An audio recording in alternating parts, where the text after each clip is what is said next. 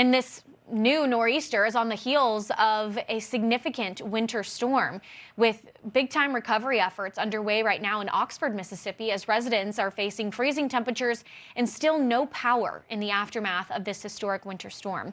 Over 15,000 customers are still without power in Lafayette County, where Oxford, Mississippi is at. It's also where the University of Mississippi is. And this is where we find Fox News multimedia reporter Chelsea Torres.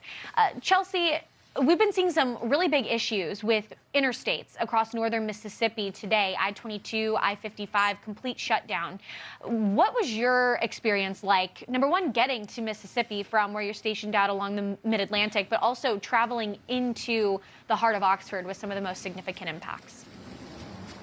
Sure. Well, I actually flew into Memphis just late last night and drove into Oxford. And I can tell you, just driving on 55 was very difficult because you really notice that not much of the road is fully plowed, right? So I can actually show you this road right here. You can tell that it is plowed for the most part. You see all of the snow kind of pushed to the side as, you know, people are still kind of cleaning up. But this is wonderful. But when you're going along the interstate and then you're also going in a lot of those smaller towns to actually get to Oxford, where I'm standing, you're going to notice that not only is it just tire tracks, but even in some parts, the snow itself is just so compact. You're driving over the snow, and in some cases, there's an ice layer on top of it. So that makes it very difficult and very dangerous for a lot of drivers. What's also very dangerous right now is that you have a lot of down power lines. So we mentioned the power outages, Haley. You can see some down lines just right here, and this is kind of what a lot of people are dealing with. We've already talked to so many people that are without power, and this is kind of what a lot of crews are having to deal with. And fortunately,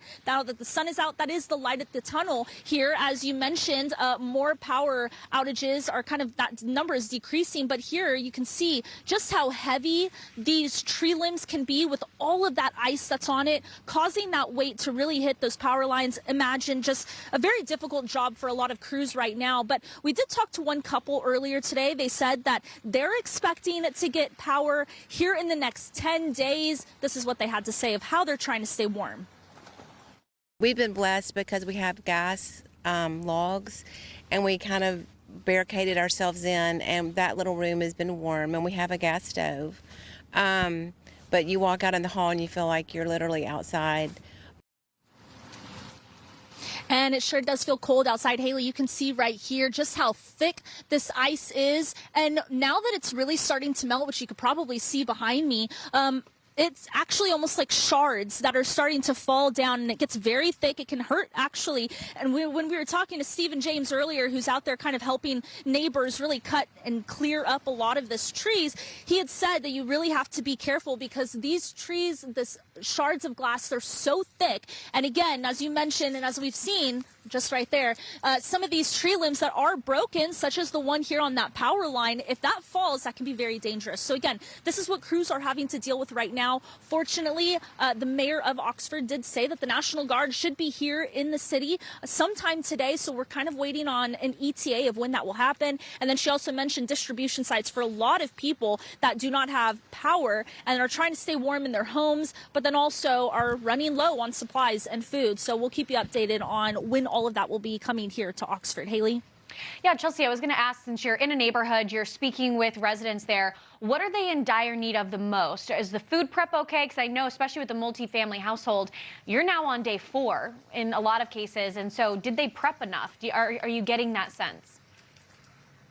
I think at this point, it's getting to that threshold of, okay, we're running low on supplies. As of now, it really does seem like the heat is kind of the biggest issue. People, there's been a few stores that have been opening as of yesterday and today, just very limited hours. So I think people are able to get those food supplies. But when it comes to the heat, especially that propane, as Mr. Stephen James was telling us earlier, and we actually noticed a family come up and try to get some propane as well, that's where it is that people are really starting to kind of run low on. So that seems to be the number one source, is just trying to find heat.